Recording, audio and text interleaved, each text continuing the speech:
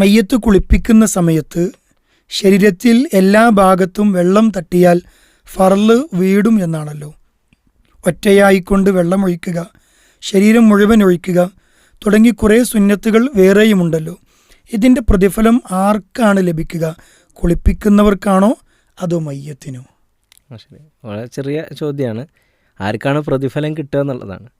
അവിടെ നമ്മൾ മനസ്സിലാക്കേണ്ടുന്നത് മയ്യത്തിൻ്റെ ശരീരത്തിൽ മുഴുവൻ വെള്ളം എത്തുക എന്നത് ആണ് കുളിപ്പിക്കലിൻ്റെ നിർബന്ധം. അത് ചോദ്യത്തിൽ പറഞ്ഞതുപോലെ തന്നെയാണ്. അതോടൊപ്പം മയ്യത്തിൻ്റെ ശരീരത്തിൽ അഴുക്കുകളൊന്നും ഇല്ലാതിരിക്കുക എന്നത് ഉറപ്പുവരുത്തലും ആ ഒരു നിർബന്ധത്തിൽപ്പെട്ടതാണ്. നമുക്ക് നീക്കിക്കളയാൻ പറ്റിയ അഴുക്കുകളൊന്നും നജസ്സുകളൊന്നും മയ്യത്തിൻ്റെ ശരീരത്തിൽ ഇല്ല എന്ന് ഉറപ്പുവരുത്തുക കൂടി നാം ചെയ്യേണ്ടതുണ്ട്. അപ്പോൾ അതും ആ ഒരു നിർബന്ധ ബാധ്യതയിൽ തന്നെ നമ്മൾ കാണേണ്ടുന്ന ഒരു കാര്യമാണ്. അപ്പോൾ ചോദ്യത്തിലുള്ളത് ആർക്കാണ് പ്രതിഫലം കിട്ടുക എന്നുള്ളതാണ്.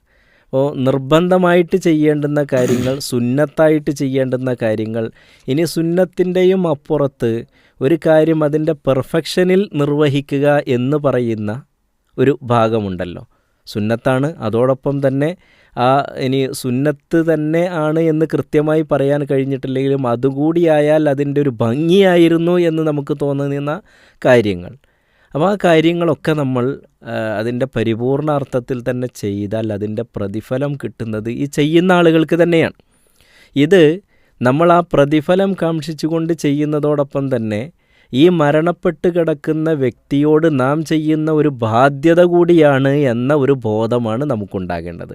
അദ്ദേഹത്തോട് നമുക്ക് കാണിക്കാനുള്ള ബാധ്യതകൾ, അദ്ദേഹത്തിന് നമ്മിൽ നിന്ന് കിട്ടേണ്ടുന്ന അവകാശമാണ് അദ്ദേഹത്തിൻ്റെ മയ്യത്ത് ഏറ്റവും ഭംഗിയായ രൂപത്തിൽ കുളിപ്പിച്ച് കഫൻ ചെയ്ത് അതേപോലെ തന്നെ നമസ്കരിച്ച് മറമാടുക എന്നത് അദ്ദേഹത്തിന് നമ്മിൽ നിന്ന് കിട്ടേണ്ടുന്ന ഒരു അവകാശമാണ്. കുടുംബങ്ങളിൽ നിന്നും സുഹൃത്തുക്കളിൽ നിന്നും നാട്ടുകാരിൽ നിന്നും കിട്ടേണ്ടുന്ന ഒരു അവകാശമാണ്. മുസ്ലിങ്ങളിൽ നിന്ന് ഒരാൾക്ക് കിട്ടേണ്ട അവകാശമാണ്. ആ അവകാശം നമ്മൾ കൊടുത്തിരിക്കണം. അത് കൊടുക്കുമ്പോൾ അതിൻ്റെ പ്രതിഫലം നാം ആഗ്രഹിക്കേണ്ടത് അള്ളാഹുവിൽ നിന്നാണെന്ന് മാത്രം. ശരി, അൽഹംദുലില്ലാ, ജസാക്കുമുല്ലാഹു ഖൈറ, ബാറക്കല്ലാഹു ഫീക്കും.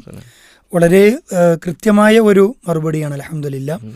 പ്രതിഫലം കിട്ടും എന്ന് മാത്രമല്ല, നജസ്സുകൾ നീക്കം ചെയ്യാതിരുന്നാൽ അത് കുറ്റഗുരും കൂടിയാണ് എന്നുള്ള ഒരു വസ്തുതയിലേക്കാണ് നീക്കാൻ കഴിയുന്നത് നീക്കാൻ ചെയ്യാം. ചിലപ്പോൾ നീക്കാൻ കഴിയാത്തതുണ്ടാകാം, കണ്ണിൽപ്പെടാത്തത് ബുദ്ധിമുട്ടില്ല, പക്ഷെ കൃത്യമാക്കണം എന്നുള്ളതാണ്. അൽഹംദുലില്ലാ. അപ്പോൾ അത് കുളിപ്പിക്കുന്നവർക്ക് അതിൻ്റെ പ്രതിഫലം കിട്ടുമെന്ന് തന്നെയാണ്.